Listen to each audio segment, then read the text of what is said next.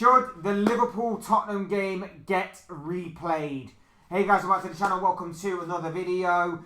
Today's video we're centering around the interesting comments that Jurgen Klopp has made in his pre-match press conference ahead of Liverpool's Europa League clash tomorrow night.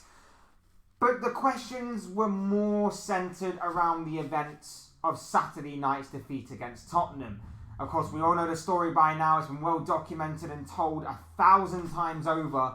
But of course, Liverpool, in quite controversial circumstances due to a perfectly legitimate Luis Diaz goal being chalked off as being offside by some VAR miscommunication, obviously aided towards Liverpool being defeated by Tottenham on that day, ending the Reds' unbeaten start to the season. One of the questions in the pre-match press conference was in regards to how the Liverpool dressing room was feeling in the aftermath of that event, how Klopp himself was feeling in the aftermath, and if the audio had changed anything. And Klopp had some interesting words and some interesting comments within his pre-match press conference. One of them being that in his mind, he feels a replay would be the route to go down. We're going to be talking more about these comments, more about everything that went on in that interview and everything. But before we go any further, I would like to remind you to please like the video and also subscribe if you're new. Both things are always probably greatly appreciated. I also encourage you to get involved in the comment section. I'm sure you have a lot of interesting thoughts, comments, opinions, predictions, feelings, whatever you want to call it on this particular issue that I'm sure will make for great and interesting reading down below. So do get involved down there. But without further ado, let's get on with the video. Let's talk Jurgen Klopp, the pre-match press conference comments, and of course, another video of this VAR aftermath. First and foremost, Liverpool's statement on this was in no way, shape or form intended to go down this route. Liverpool, for the most part, I would imagine, and I think they've alluded to this, a replay was never on the table. This was a fan-pushed sort of thing. I saw a few fans pushing for a replay to happen. This was a fan-pushed thing. Liverpool Football Club, when they released a statement the other day in regards to the PGMOL, this was not the route that I think they were intending to go down. I think Klopp's gone a bit rogue here. I think he's gone off his own back here. And he even said himself that he's not saying it as a Liverpool manager. He's saying it as a football person. Now, of course, there'll be some people out there that are saying, but would he say it if another team were involved in this? I think he necessarily would. Obviously, we could never tell, and it will be my word against yours. But I genuinely feel like he genuinely would. The comments that he made today basically sum up as being, in his mind, he wants a replay. Now, he doesn't demand a replay. Everybody is leaving with this tagline of, he demands a replay, as if he was like really angry in the press conference, as if he was shouting and raving and demanding a press conference, and he wasn't going to be moved until he got what he wanted. That's not the case. He was calm, he was cool, he was collected, and he basically said that as a footballing person, he wants a replay because of obviously the event that took place ruined the game. And it did ruin the game.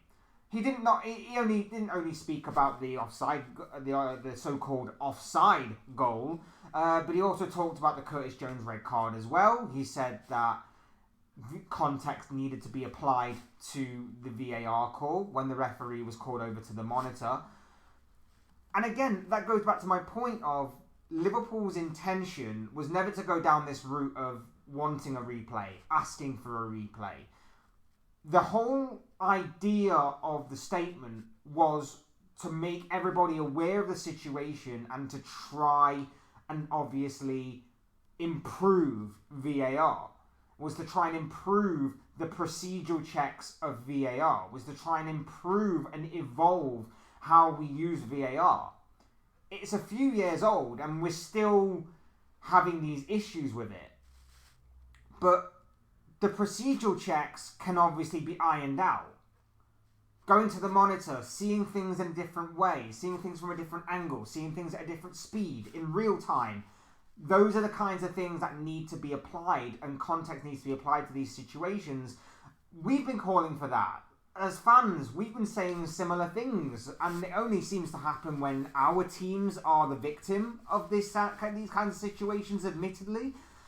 And maybe we as fans need to look at ourselves and be like, we need to start taking that to another level, which is if we see a neutral team or a rival team have the same sort of issues, we need to speak out on that.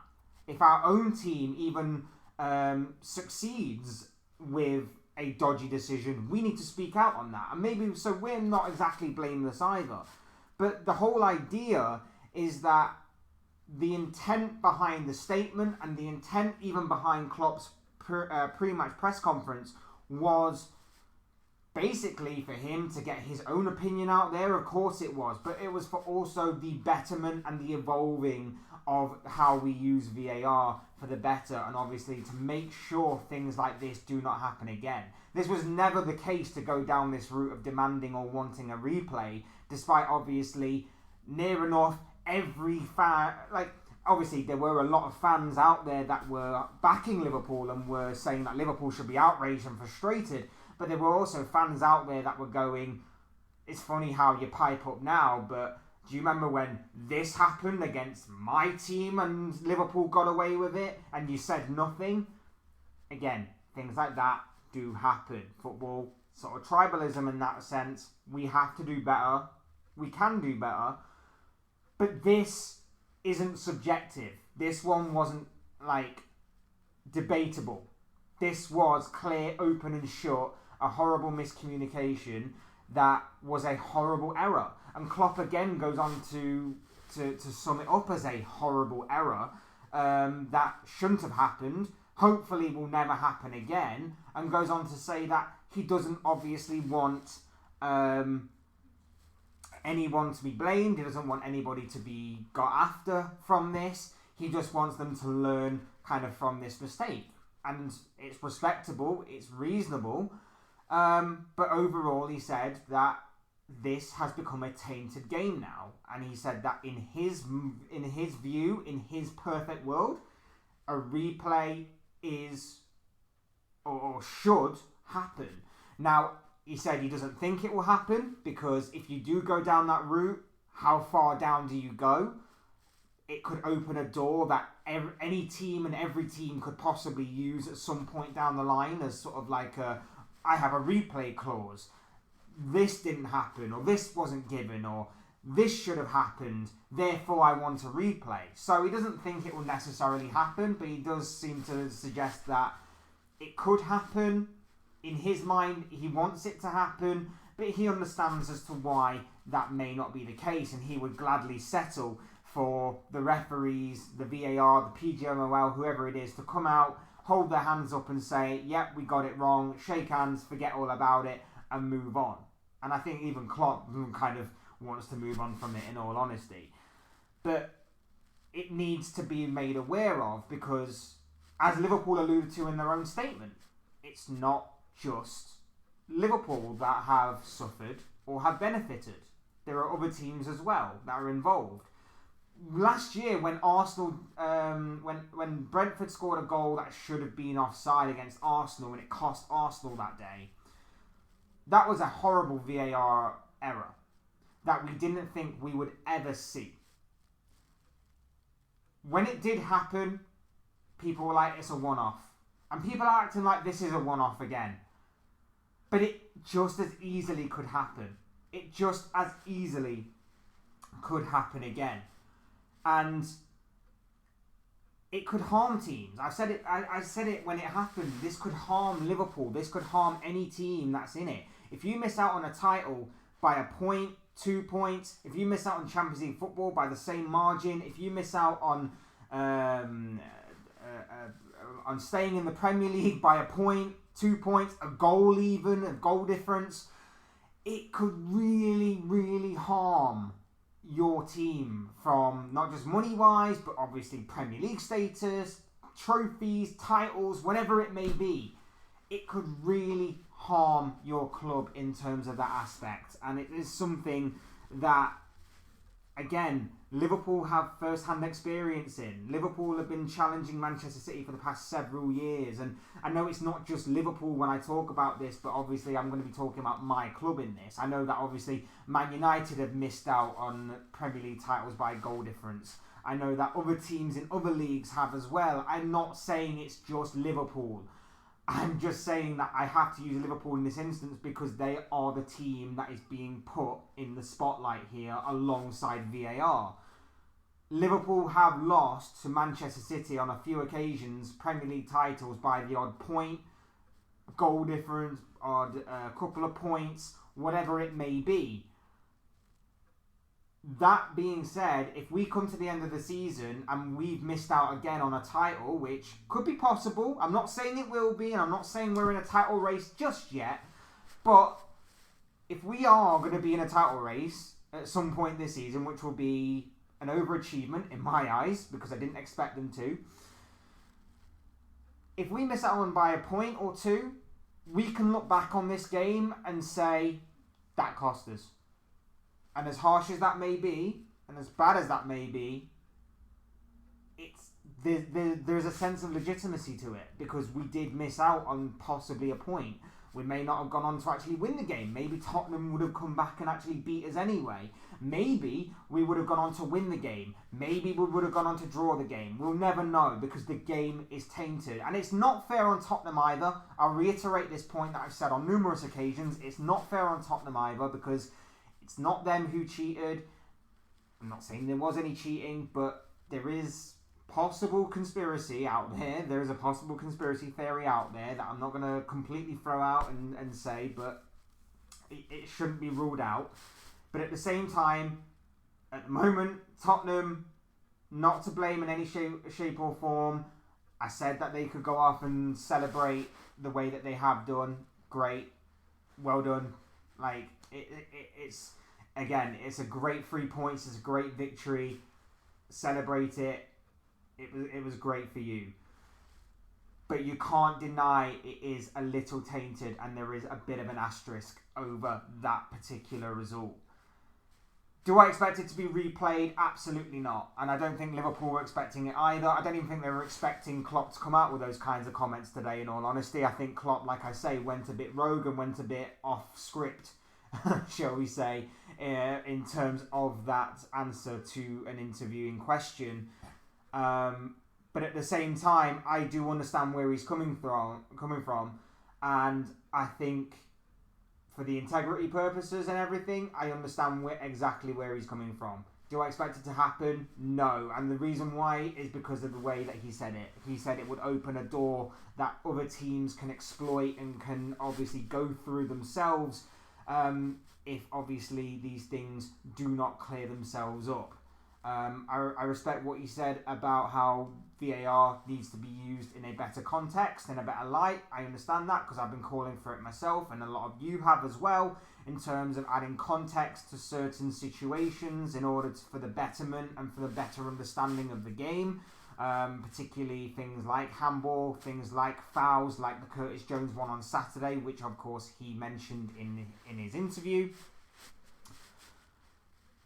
And like I say, that is all I honestly believe that Klopp and Liverpool both wanted from the statements and the answers that they gave in response to the PGMOL and in response to their interviews. They just want the betterment and they want the evolving of the usage of VAR to get better, to get even stronger. And like I say, for those that are saying Klopp demanded this, Klopp wants this, yes, he does want it, but he doesn't demand it. It is very, very different. Wanting something and demanding something, very, very different. And whilst we're talking about the response to obviously Jurgen Klopp's pre-match press conference, it brings us to Gary Neville. And I'm going to be quick on this one because it's weird that I was on board with Gary Neville on Saturday night when he talked about the situation and how angry he was. And then within the space of 24 hours, he completely flipped his position and started questioning why Liverpool were putting out a statement the way that they had done, using certain words and using certain phrases the way they had done. And then today, he's again blasted Klopp for questioning why he would demand a replay. And again, he's not demanded the replay. I think he's probably just read the headline and has gone off on X/Twitter and has gone off on one on that social media platform. Like I say, for me, in response to Gary Neville's response of Jurgen Klopp, read the full interview. Like, I think he was very respectful and very careful in the words that he chose. And again, I think he's quite clever because I think he knew exactly what he was saying and what exactly would get the kind of headline and clickable kind of title, or the clickbait kind of title, in terms of Klopp wants a replay.